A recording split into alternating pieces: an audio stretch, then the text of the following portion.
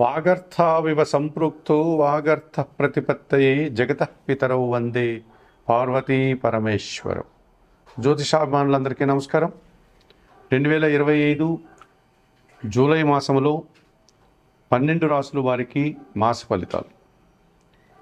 ఈ జూలై మాసంలో గ్రహరాజు అయినటువంటి సూర్య భగవానుడు జూలై 16 వరకు మిథున రాశిలోనే సంచరిస్తున్నాడు. జూలై నెల 16 తర్వాత ఆయన కర్కాటక రాశిలోనికి ప్రవేశించి తన యొక్క సంచారాన్ని అక్కడ కొనసాగిస్తాడు.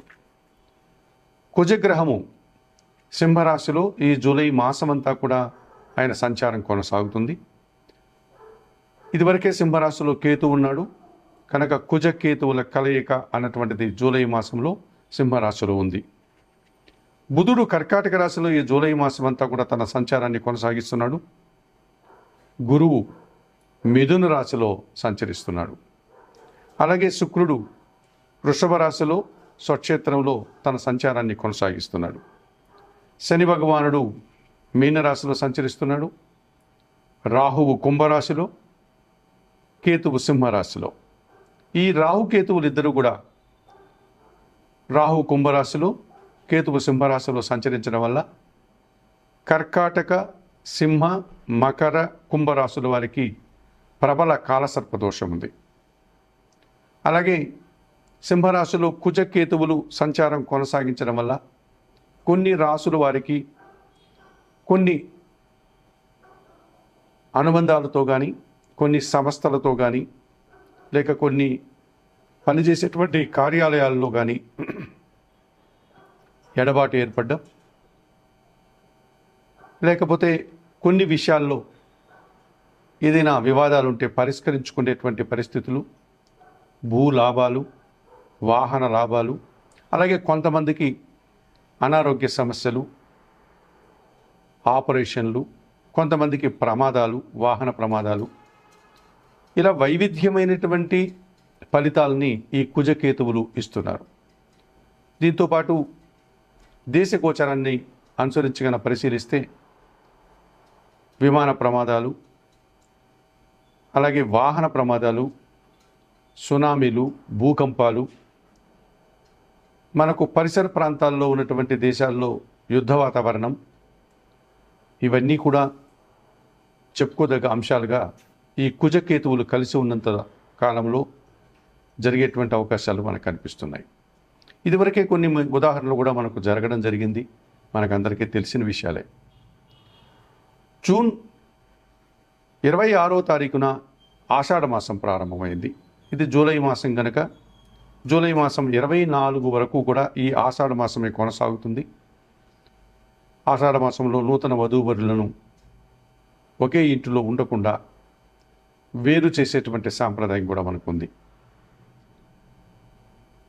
నూతన వధువును వారి అమ్మగారింటికి అనగా పుట్టినింటికి పంపించడం, అలాగే అల్లుణ్ణి అత్తగారింటికి రాకుండా చూసుకోవడం అనేటువంటి సాంప్రదాయాలు కూడా మనకు ఆషాఢ మాసంలో కనిపిస్తుంది. ఈ ఆషాఢ మాసంలో మహాలక్ష్మీదేవికి, మహావిష్ణువుకి పూజలు నిర్వర్తించి విశేషమైనటువంటి కొన్ని ఫలితాలను, పుణ్యఫలాలను అందుకునేటువంటి సాంప్రదాయం కూడా మనకుంది.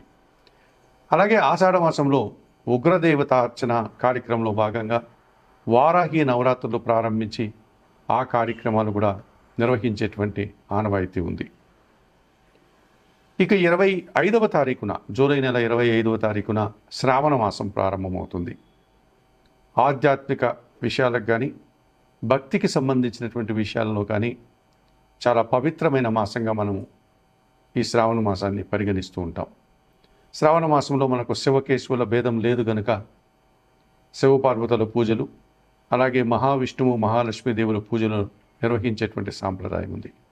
శ్రావణ మాసంలో ప్రతిరోజు కూడా పవిత్రంగా భావించేటువంటి పరిస్థితి మనకు కనిపిస్తుంది. శ్రావణ సోమవారాల్లో, అలాగే శ్రావణ శుక్రవారాలు, పౌర్ణమి రోజు, వరలక్ష్మి మహావ్రతం, ఇలా అనేకమైనటువంటి పర్వదినాలు శ్రావణ మాసంలో మనకు వస్తాయి. అటువంటి పవిత్రమైన శ్రావణ మాసం కూడా మనకు ఈ జూలై మాసంలో ప్రారంభమవుతుంది. ఇన్ని వైవిధ్యమైనటువంటి ప్రత్యేకతలను సంతరించుకున్నటువంటి ఈ జూలై మాసంలో. ఇప్పుడు 12 రాసుల వారి యొక్క మాస ఫలితాలు ఎలా ఉన్నాయో తెలుసుకోపోదాం. 2025 జూలై మాసంలో వృషభ రాశి వారి యొక్క మాస ఫలితాలు. ఈ వృషభ రాశి వారికి అష్టమ లాభాధిపతి అయినటువంటి గురువు ఈ నెలంతా కూడా ద్వితీయ భావంలో మిథున రాశిలో సంచరిస్తున్నాడు. మీ మాటకు విలువ పెరుగుతుంది. ఆకస్మికంగా ఒక నూతన అవకాశాన్ని కానీ లాభాన్ని కానీ అందుకుంటారు. విద్యారంగంలో పనిచేసే వారికి మంచి అభివృద్ధి, విద్యార్థులకి సుఫలితాలు రావడానికి అవకాశం ఉంది. జన్మరాశ్యాధిపతి షష్టాధిపతి అయినటువంటి శుక్రుడు ఈ నెలంతా కూడా జన్మరాశిలో వృషభ రాశిలో సంచరించడం వల్ల మరింతగా అభివృద్ధిని సాధిస్తారు. పోటీ ప్రపంచంలో మీదినటువంటి శైలిలో మంచి అవకాశాలను చేజిక్కించుకుంటారు. కుటుంబం కోసం నూతన వస్తువులు కొనుగోలు చేస్తారు. స్త్రీజన సహకారంతో కలిసి విందు వినోదంలో పాల్గొంటారు. భాగ్య దశమాధిపతి అయినటువంటి శని భగవానుడు ఈ నెలంతా లాభంలో మీనరాశిలో సంచరించడం వల్ల వృత్తి ఉద్యోగ వ్యాపారాలన్నీ కూడా సజావుగా ముందుకు సాగుతాయి. అభివృద్ధి పదంలో ముందుకు వెళ్తాయి. పనివారి సహకారంతో ఇంటా బయట మంచి అభివృద్ధిని సాధిస్తారు. ముఖ్యంగా వ్యవసాయ రంగంలో పనిచేసే వారికి అధిక లాభాలు వచ్చే సూచన కనిపిస్తుంది. దశమంలో రాహు సంచారం వల్ల విదేశీ వ్యవహారాలు సైతం సానుకూలంగా ఉంటాయి. వృత్తి ఉద్యోగ వ్యాపారాలన్నీ కూడా అభివృద్ధి పదంలో ముందుకు సాగుతాయి. అధికారుల అండదండలతో ఆనందంగా కాలం గడుపుతారు. వృషభ రాశి వారికి కూడా ఈ 2025 జూలై మాసంలో గురువు, శుక్రుడు, శని, రాహువు 4 గ్రహాలు అనుకూలంగా సంచరిస్తున్నాయి. అలాగే మిగతా 4 గ్రహాలు ప్రతికూలంగా సంచరిస్తున్నాయి. చతుర్థాధిపతి అయినటువంటి సూర్య భగవానుడు ద్వితీయ భావంలో ప్రతికూలంగా సంచరిస్తున్నాడు. మీ మాటల వల్ల అపార్థాలు, అధికారులతో మనస్పర్ధలు, తండ్రితో మనస్పర్ధలు రావడానికి అవకాశం కనిపిస్తుంది. సప్తమ వ్యయాధిపతి అయినటువంటి కుజుడు ఈ నెలంతా కూడా చతుర్థ భావంలో సింహరాశిలో సంచరించడం వల్ల జీవిత భాగస్వామితో మనస్పర్ధలు కానీ, లేకపోతే కుటుంబంలో అశాంతికి అవకాశం కానీ, భూవాహన సమస్యలు కానీ ఇబ్బందిగా మారే సూచన కనిపిస్తుంది. ద్వితీయ పంచమాధిపతి అయినటువంటి బుధుడు ఈ నెలంతా తృతీయ భావంలో కర్కాటక రాశిలో సంచరించడం వల్ల కొన్ని సందర్భాల్లో మీ మాటల వల్ల అభిప్రాయ భేదాలు, మీ ఆలోచనలు కలిసి రాకపోవడం, సంతానం విషయంలో కూడా కొన్ని ఇబ్బందులు వచ్చేటువంటి సూచన కనిపిస్తుంది. వ్యాపారంలో నష్టాలు రావడానికి అవకాశం ఉంది. కేతువు కన్యారాశిలో చతుర్థ భావంలో సంచరిస్తున్నాడు కనుక కుటుంబంలో నిరాశ, అశాంతి, కొన్ని విషయాలు ఒక రకమైనటువంటి ఎడబాటుని, దూర ప్రయాణాలు కూడా మీకు ఇచ్చేటువంటి వాతావరణం కనిపిస్తుంది. 2025 జూలై మాసంలో ఈ వృషభ రాశి వారు చతుర్థ కేతు దోషం నుంచి బయటపడడానికి నిత్య గణపతి ఆరాధన చేయండి. గణేశాష్టకం చదువుకోండి. తృతీయ భావంలో బుధ సంచారం ఉంది కనుక సీతారామచంద్రమూర్తిని దర్శించి శ్రీరామ రక్షా స్తోత్రం పారాయణం చేసుకోండి.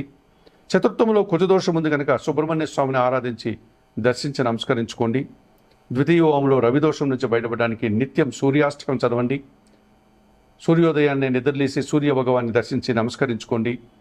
కొన్ని గోధుమలు కానీ, గోధుమ పిండి కానీ పేదవారికి దానం చేయడం వల్ల మరింతగా మంచి ఫలితాలను అందుకోగలుగుతారు.